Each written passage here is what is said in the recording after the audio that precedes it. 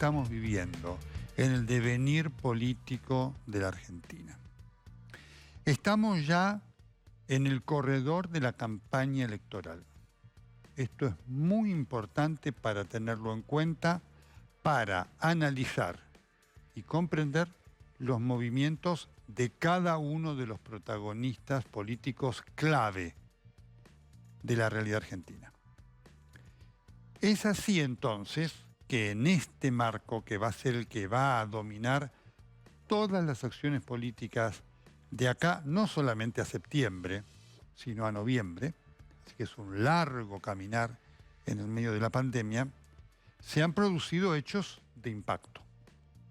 Uno de ellos lo protagonizó Cristina Fernández de Kirchner cuando apareció el lunes pasado en una de esas inauguraciones bien del kirchnerismo, ¿no? El kirchnerismo se caracteriza por inaugurar cosas que ya habían estado inauguradas o a medio terminar y demás, y dar la sensación que es un paso espectacular para la salud, y no lo es, ¿no? Así que esto lo marco porque es una característica ya aburrida del kirchnerismo. Pero apareció Cristina, hablando del tema de las prepagas y demás, marcando dos cosas. Primero, su decisión de generar un hecho de estrépito. ¿Para qué? Porque no fue casual eso. Cristina, que está muy disgustada con el presidente de la República, que está muy preocupada por la realidad electoral y la perspectiva electoral del Frente de Todos, apareció para, con su estrépito, sacar de la escena yo diría, la andanada de papelones que protagonizó la semana pasada el presidente de la República con sus declaraciones. Papelones que no terminaron allí, porque además en el comienzo de la semana hemos conocido todo ese episodio del, entre comillas, almuerzo con la artista Florencia Aise, que marca una situación de absoluta desconexión de la realidad del presidente, de lo que es, ¿no? La exigencia del día a día de la Argentina. Entonces Cristina produjo este hecho y efectivamente el tema de los desaguisados presidenciales pasaron momentáneamente a un segundo plano. Cuando uno le escucha hablar a Cristina sobre el tema de la salud en la Argentina, la salud pública, por supuesto, la salud en general en la Argentina necesita una reforma profunda, no es la que quiere Cristina, porque además si no fuera que es algo tan trágico, es gracioso. Cristina habla del sector público y se atiende en una prepaga. Como se atienden todos los otros, ¿eh? Usted no va a ver a ningún político de nota atenderse en un hospital público. Van todas a su prepaga. Así que, y exigen privilegios, exigen atenciones especiales y demás, ¿no? Así que lo que haría Cristina si tuviese que ir a un hospital público, mamita, no tiene la más mínima idea de lo que allí se vive. Pero por eso digo, este hecho, más allá de lo que vaya a pasar en cuanto a su discusión, marcó el comienzo de la campaña. Cristina apareció indicando claramente que ella va a ser la que le va a poner la pro a esta campaña electoral, que para ella es dramática, como lo es dramática para la República Argentina. En este contexto, entonces, hubo una decisión, la de parar las peleas internas, que son muchas. Y dependiendo del resultado de la elección, puede que se ahonden. Eso lo veremos en noviembre. Si ganan, el Frente contra Todos mantendrá ese simulacro de unión.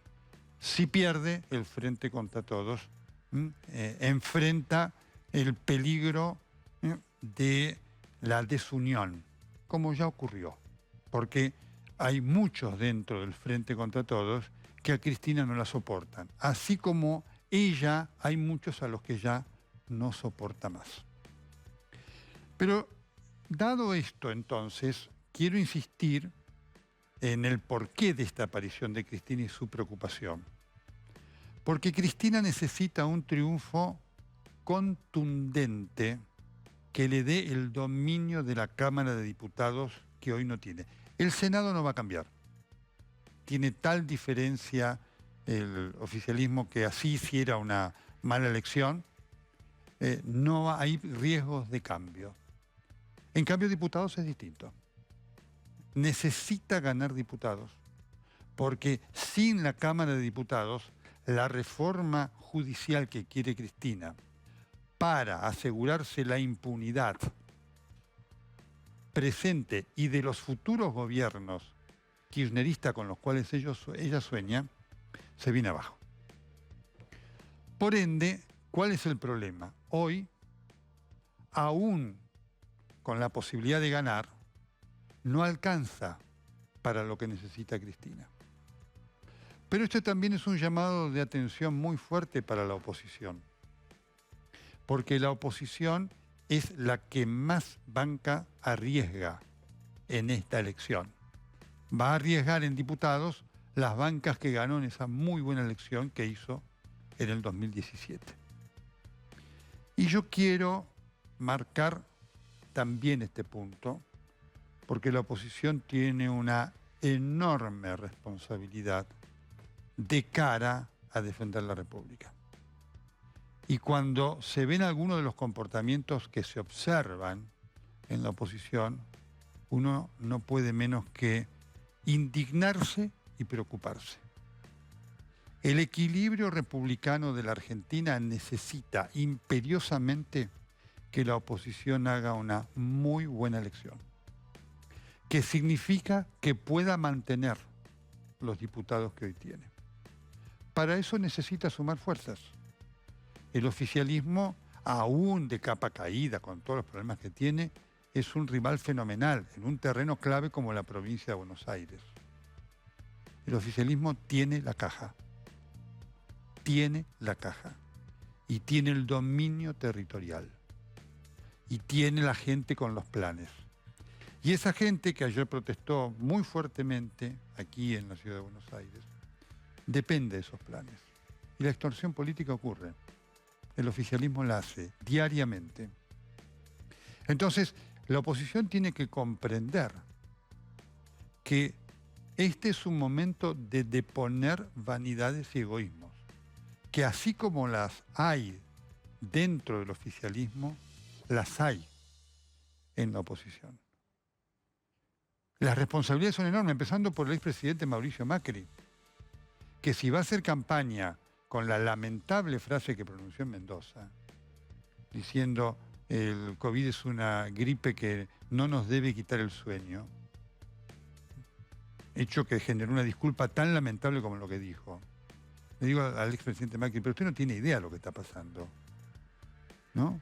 Podría ir un día al Hospital Muniz o alguno y hablar con los médicos para ver lo que significan 87.000 muertes en la Argentina.